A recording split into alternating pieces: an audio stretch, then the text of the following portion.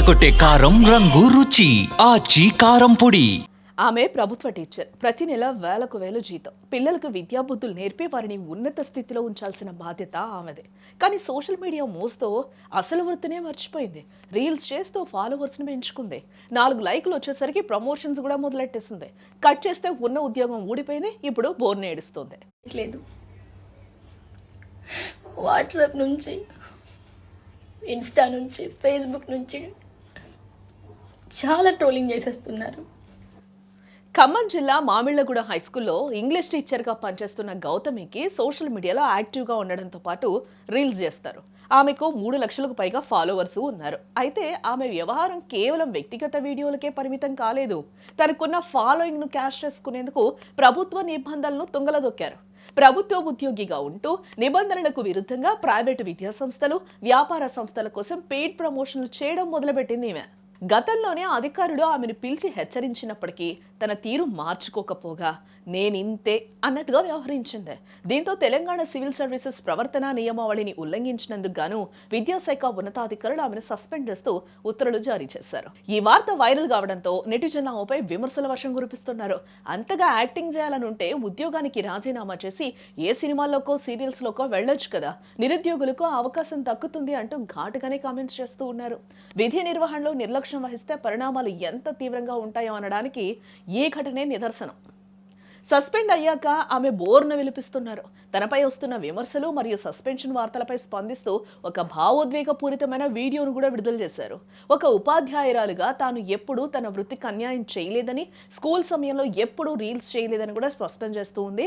తన ప్రభుత్వ పాఠశాలల్లో అడ్మిషన్లు పెంచడానికి ఇంటింటికి తిరిగి పిల్లలను చేర్పించానని, తన సొంత డబ్బుతో పుస్తకాలు డొనేట్ చేశానని కూడా ఆవేదన వ్యక్తం చేస్తూ ఉంది ఆ టీచర్. ఇప్పుడు తనకున్న అవివేకం వల్ల కొన్ని ప్రైవేట్ సంస్థలకు ప్రమోషన్స్ చేశానని, అది తప్పని ఎవరు తనను ముందే హెచ్చరించలేదని కూడా చెప్తుంది.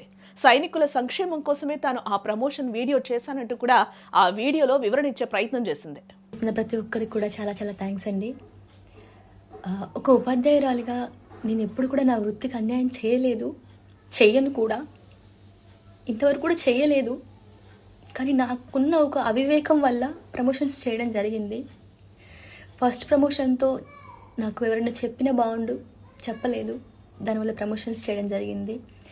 సైనికుల సంక్షేమం కోసం నిధులు కేటాయిస్తున్నాము అని చెప్పి మా పిల్లలు అక్కడ చదువుతున్నారు, వాళ్ళ కోసం వాళ్ళు పిలిస్తే నేను వెళ్ళాను.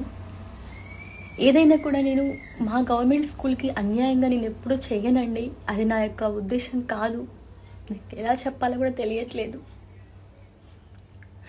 వాట్సాప్ నుంచి, ఇన్స్టా నుంచి, ఫేస్బుక్ నుంచి చాలా ట్రోలింగ్ చేసేస్తున్నారు. నేను ఏమన్నా 10 మందిని నేను 20 మంది లేదంటే నాకు ఇలా నాకు ఇవన్నిటితోటి అనిపిస్తుంది. అనొచ్చు, నన్ను అనొచ్చు, నన్ను ఎవరు హెచ్చరించలేదండి.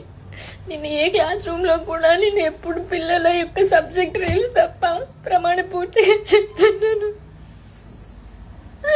సబ్జెక్ట్ రీల్స్ ఇవే అపోజ్ చేశాను.